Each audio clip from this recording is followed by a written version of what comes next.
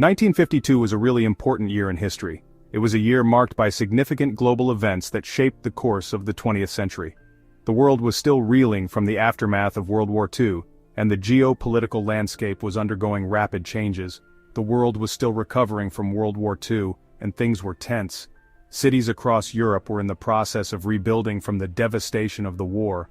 The scars of conflict were visible everywhere, from the bombed-out buildings to the displaced populations trying to find a sense of normalcy. The US and the Soviet Union, who used to be allies, were now big rivals in something called the Cold War. This ideological battle between capitalism and communism was not just a political struggle, but a race for technological and military supremacy. The tension between these two superpowers was palpable, influencing global politics and everyday life. They didn't fight directly, but they competed for power all over the world. This competition manifested in various ways, from propaganda campaigns to military parades showcasing their might. Each side sought to expand its influence, often supporting opposing factions in conflicts around the globe. Both countries had nuclear weapons, which made everyone nervous. The threat of nuclear war loomed large, casting a shadow over international relations. People lived in constant fear of a potential nuclear apocalypse, with governments conducting civil defense drills and building fallout shelters. They also got involved in other countries' fights like the war in Korea. The Korean War was a significant conflict where the US and its allies supported South Korea, while the Soviet Union and China backed North Korea. This war was a brutal and bloody struggle, with millions of lives lost, and no clear victor. Europe was divided, with the Soviet Union controlling the East and the US and its allies in the West. This division was most evident in Germany, where Berlin became a focal point of Cold War tensions. The city was split into East and West, symbolizing the broader ideological divide that separated the continent. It felt like the world could erupt in another big war at any moment. The pervasive sense of unease and the constant threat of conflict defined the era. People everywhere were acutely aware of the fragile peace and the potential for disaster, making 1952 a year truly on the brink. The Cold War wasn't about fighting on battlefields. It was a war of ideologies, a clash of beliefs and systems that shaped the world for decades. The term Cold War itself suggests a state of political and military tension without direct large-scale fighting between the two superpowers, the United States and the Soviet Union. It was about whose ideas would win, democracy and capitalism, which the US liked, or communism and a government-run economy, which the Soviet Union liked. This ideological battle influenced almost every aspect of life, from politics and economics to culture and technology. Each side believed that their way of life was superior and sought to spread their influence globally. Both sides used propaganda to make themselves look good and the other side look bad. Propaganda was a powerful tool, used to sway public opinion and garner support for their respective causes. Posters, films, and newsreels were created to depict the enemy as evil and their own side as righteous and just. This battle for hearts and minds was as crucial as any military engagement. They also gave money and weapons to countries they wanted on their side. This was known as proxy warfare, where the superpowers would support smaller nations or groups that aligned with their ideologies. By providing military aid and economic assistance, they hoped to gain strategic advantages and create spheres of influence around the world. The US and its allies formed NATO, while the Soviet Union and its allies formed the Warsaw Pact. These alliances were meant to provide collective security and deter aggression from the opposing side. NATO, or the North Atlantic Treaty Organization, included Western European nations and North America, while the Warsaw Pact was a coalition of Eastern European countries under Soviet influence. These were like teams, each trying to stop the other from getting stronger. Military exercises and drills were conducted regularly to showcase strength and readiness. Both sides invested heavily in their armed forces, developing new technologies and strategies to outmaneuver each other. The threat of nuclear war loomed large, as both superpowers amassed vast arsenals of atomic weapons. The Korean War was a good example of how the Cold War was happening all over. This conflict, which began in 1950, saw North Korea supported by the Soviet Union and China, fighting against South Korea, backed by the United States and other Western nations. It was a brutal and bloody war that left millions dead, and the Korean peninsula divided along the 38th parallel. North and South Korea, which were divided, started fighting. The division was a direct result of the Cold War, with the North adopting a communist government, and the South establishing a capitalist democracy. The war was a microcosm of the larger global struggle, with each side receiving significant support from their respective superpower allies. The US helped South Korea, while China and the Soviet Union helped North Korea.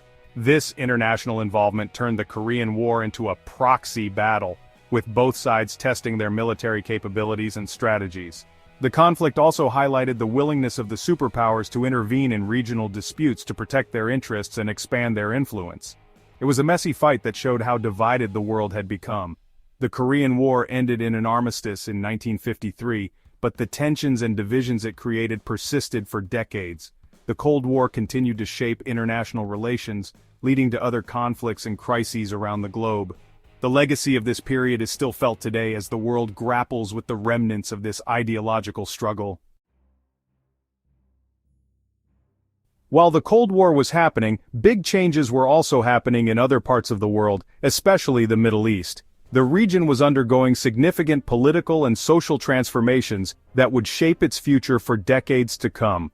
One of the most notable events was the Egyptian Revolution of 1952. This revolution was a pivotal moment in the history of the Middle East, as it marked the end of the monarchy and the beginning of a new era. The country had been ruled by King Farouk for a long time, but people were unhappy. King Farouk's reign was characterized by widespread corruption, economic mismanagement, and a lack of political freedom. They were poor, and they didn't have any freedom. The majority of Egyptians lived in poverty, and there was a growing sense of frustration and discontent among the population.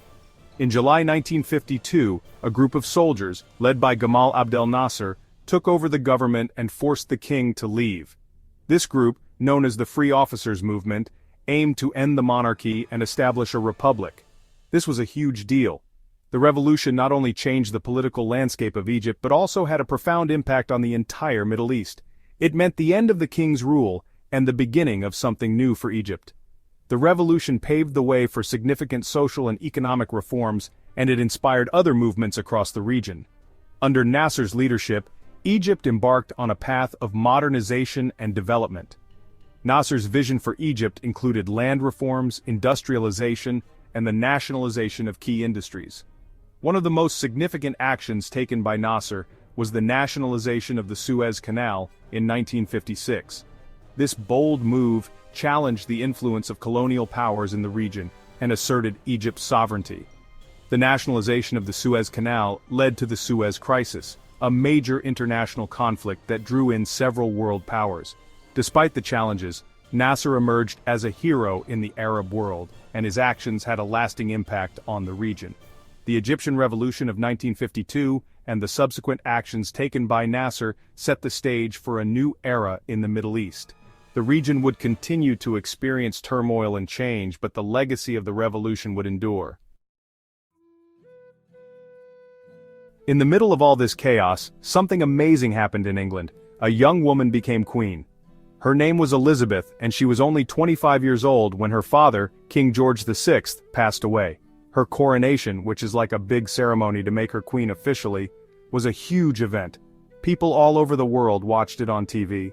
Queen Elizabeth became a symbol of stability and tradition during a time when things were changing really fast. She ruled for over 70 years and people really loved her. 1952 was a year of incredible scientific discoveries, but also some scary natural disasters. The US tested a powerful new weapon, the hydrogen bomb, which was much stronger than the atomic bombs used in World War II. This showed just how dangerous the Cold War could be. But nature can be dangerous too. A huge earthquake happened near Russia, and it caused a massive tsunami, which is a giant wave. The tsunami hit Japan, Hawaii, and other places in the Pacific Ocean, causing a lot of damage. Back in the US, things were pretty good in 1952. The economy was booming, which means people were making more money and buying more things.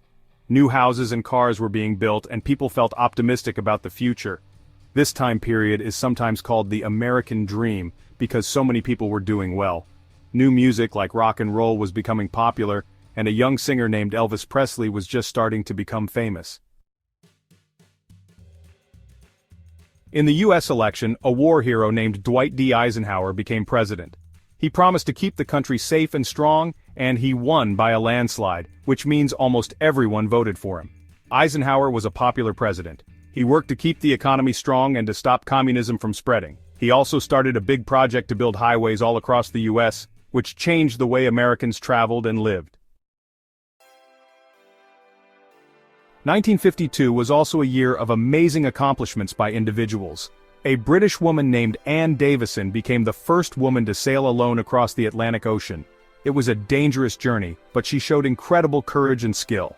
Also, a US Air Force plane landed at the North Pole for the first time ever, which was a major achievement in aviation. Looking back, 1952 was a year that really changed the world. It was a time of both hope and fear, progress and danger. The Cold War was scary, but there were also amazing scientific discoveries and people achieving incredible things. The events of 1952, from the war in Korea to the new Queen of England, shaped the world we live in today. It's a year that reminds us how complicated history is and how important it is to learn from the past.